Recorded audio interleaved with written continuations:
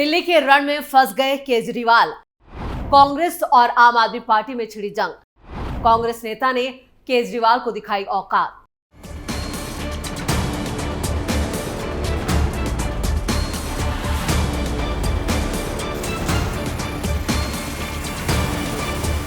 नमस्कार, आप देख रहे हैं कैपिटल टीवी की स्पेशल स्टोरी। मैं हूं परवीन शेख।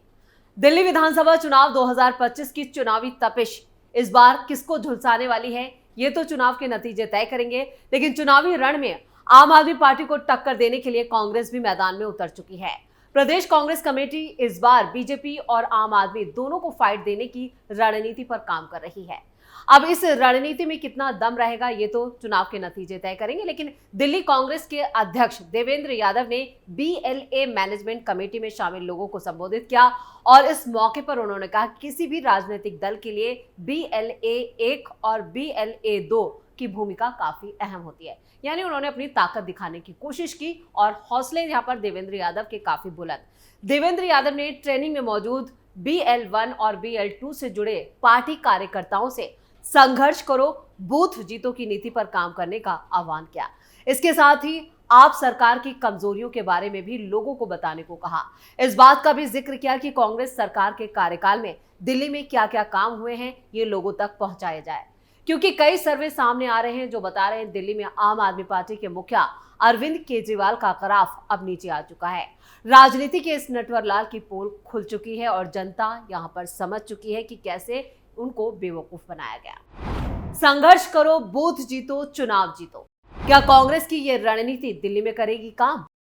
दिल्ली प्रदेश कांग्रेस कमेटी के अध्यक्ष देवेंद्र यादव ने दिल्ली विधानसभा चुनाव 2025 की तैयारियों की कड़ी में आयोजित BL मैनेजमेंट कमेटी के लिए BL ट्रेनिंग कार्यक्रम को संबोधित किया और यहाँ पर कई बातें उन्होंने ऐसी कही जिस पर अगर कांग्रेस काम करती है तो कांग्रेस को बूस्टअप मिल सकता है। उन्होंने साफ किया कि किसी भी राजनीतिक दल के लिए BL1 और BL2 की भूमिका काफी खास होती है। देवेंद्र यादव ने BL सदस्यों से अपील की कि वो संघर्ष करें और बूथ जीतें। अगर संघर्ष करोगे, बूथ जीतोगे और तो चुनाव जीतोगे की नीति पर काम करें। उनके मुताबिक चुनावों के वक्त बूथ स्तर की राजनीति और संगठनात्मक संरचना को मजबूत करने की बेहद जरूरत होती है। ये भी बताया कि सभी विधानसभाओं में BL1 और प्रदेश स्तर पर बूथ मैनेजमेंट कमेटी का गठन कांग्रेस संगठन को मजबूत करेगा।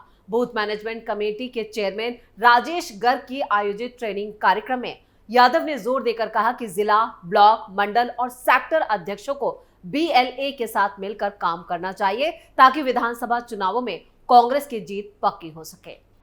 वोटर लिस्ट की जांच और स्थानीय संपर्क। देवेंद्र यादव ने चुनाव लड़ने के इच्छुक कार्यकर्ताओं से यह अनुरोध किया कि वो BL संपर्क बनाकर कांग्रेस पार्टी के लिए सभी इलाकों में एक सम्मानजनक माहौल बनाने की कोशिश करें। उन्होंने BL को निर्देश दिया कि वो अपने बूथ स्तर में स्थानीय कार्यकर्ताओं और नेताओं के साथ मिलकर घर घर जाकर वोटर लिस्ट की जांच करें। इसके अलावा उन्होंने हर घर से एक मतदाता का मोबाइल नंबर लेने तक की सलाह दी ताकि पार्टी अपने संपर्क नेटवर्क को मजबूत कर सके। अगर किसी घर में 8 या उससे ज्यादा मतदाता हैं तो वहां खुद जाकर यह सुनिश्चित करने की सलाह दी कि सभी नागरिक वहां रहते हैं या नहीं। यादव ने कहा कि BL अपने अपने बूथ क्षेत्र में बीजेपी और आम आदमी पार्टी के नेताओं और कार्यकर्ताओं को चिन्हित भी करना चाहिए और इन नेताओं को कांग्रेस की योजनाओं और नीतियों से प्रभावित कर उन्हें कांग्रेस के पक्ष में काम करने के लिए प्रेरित करना चाहिए। वोटों के लिए जमीन तैयार करते हुए प्रभावशाली व्यक्तियों से भी संपर्क बनाना चाहिए और उनकी लिस्ट तैयार करना जरूरी है। यादव ने बूथ स्तर पर स्थानीय समस्याओं जैसे कूड़े के ढेर, सफाई व्यवस्था और दूसरे इंफ्रास्ट्रक्चर से जुड़े मुद्दों को लेकर लोगों के सामने लाने की भी जरूरत है। उन्होंने कहा कि इन समस्याओं की तस्वीरें सोशल मीडिया पर साझा की जाएं ताकि आम लोगों को बीजेपी और आम आदमी पार्टी के वादों और हकीकत का अंतर समझ में आ सके।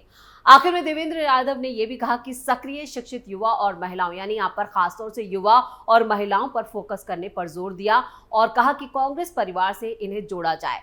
उन्होंने कहा कि आग्रह किया जाए और अपने बूथ स्तर के स्थानीय लोगों का एक सोशल मीडिया ग्रुप बनाकर उनकी समस्याओं और विकास की जानकारी उनके साथ साझा की जाए ताकि वो पार्टी के कार्यक्रमों में शामिल हो सके।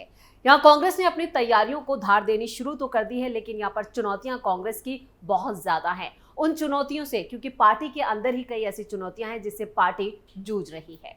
दिल्ली में कांग्रेस और आप में टक्कर। भले ही आम आदमी पार्टी और कांग्रेस इंडी गठबंधन में साथ हो, लेकिन दोनों में 36 का आंकड़ा है।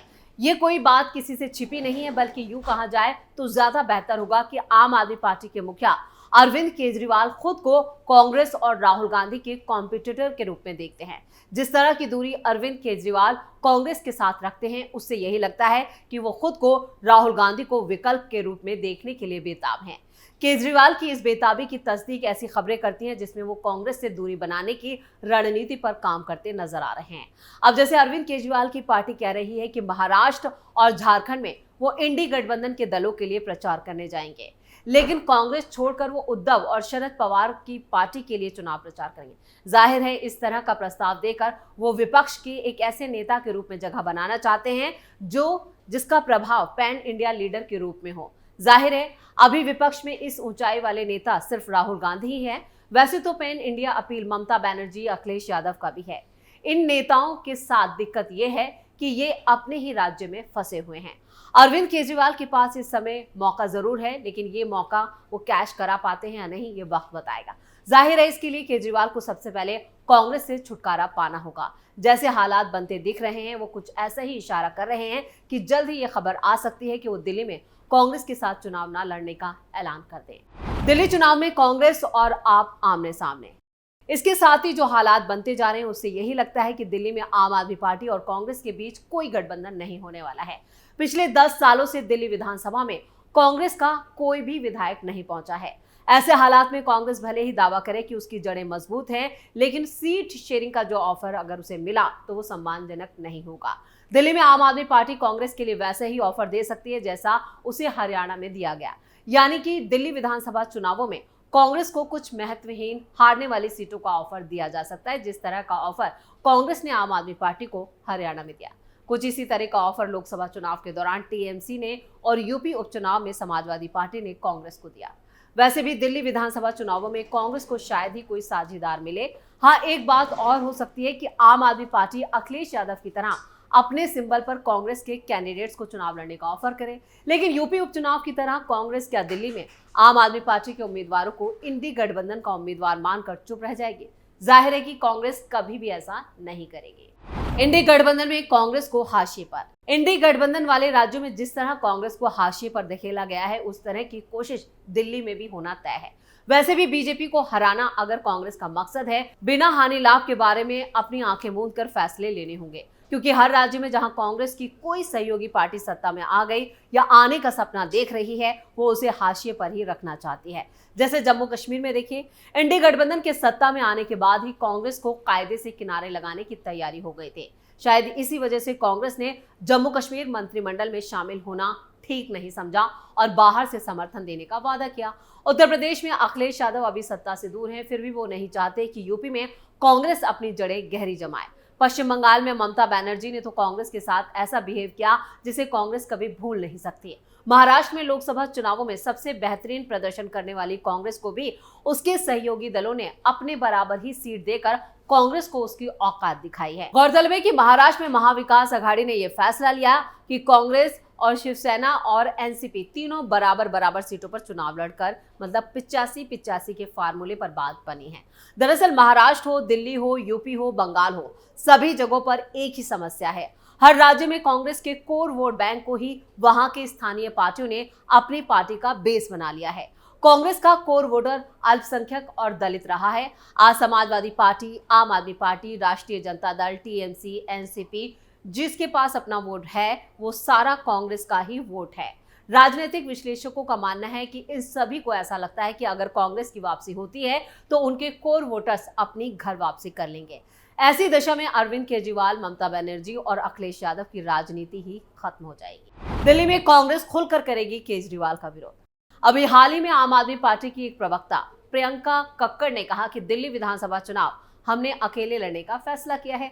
कक्कड़ ने कहा कि हम ओवर कॉन्फिडेंस कांग्रेस और अहंकारी बीजेपी से अकेले लड़ने में सक्षम हैं। पिछले 10 सालों में दिल्ली विधानसभा में कांग्रेस के पास कोई सीट नहीं है। इसके बावजूद आम आदमी पार्टी ने लोकसभा चुनावों में कांग्रेस को 3 सीटें दी थी। दरअसल हरियाणा विधानसभा चुनावों में कांग्रेस ने जिस तरह का बिहेव आम आदमी पार्टी के साथ किया, उससे इंडी गठबंधन के लोगों को बोलने का मौका मिल गया। हरियाणा में कई ऐसी सीटें थी जहां कांग्रेस और आम आदमी पार्टी को जो वोट है वो मिलकर बीजेपी की सीटें घटा सकता था। हरियाणा में कांग्रेस की हार पर केजरीवाल ने कहा था, अधिक आत्मविश्वासी नहीं होना चाहिए। उनका तंज सीधा कांग्रेस पर था, जिसने हरियाणा में आम आदमी पार्टी को साथ नहीं लेने की गलती की थी। वैसे केजरीवाल की तो जमानत भी जब्त हो गई थी और इस बात का जिक्र शायद वो नहीं करते। वैसे दिल्ली में इस वक्त बीजेपी के लिए माहौल उसके पक्ष में बनता दिख रहा है, क्योंकि कांग्रेस मैदान में जरूर आई है, लेकिन कांग्रेस का संगठन नहीं है और यही उसकी सबसे बड़ी कमजोरी है। अगर अब भी यहाँ पर अगर संगठन को मजबूत किया जाता है तो कांग्रेस वापसी कर सकती है, रिवाइव कर सकती है, लेकिन फिलहाल इसके चांसेस जो हैं वो 50-50 हैं। स्पेशल स्टोरी में इतना ही। वीडियो कैसा लगा कमेंट करके अपनी राय जरूर दें। वीडियो को लाइक करें, शेयर करें और कैपिटल टीवी को सब्सक्राइब जरूर करें। नमस्कार।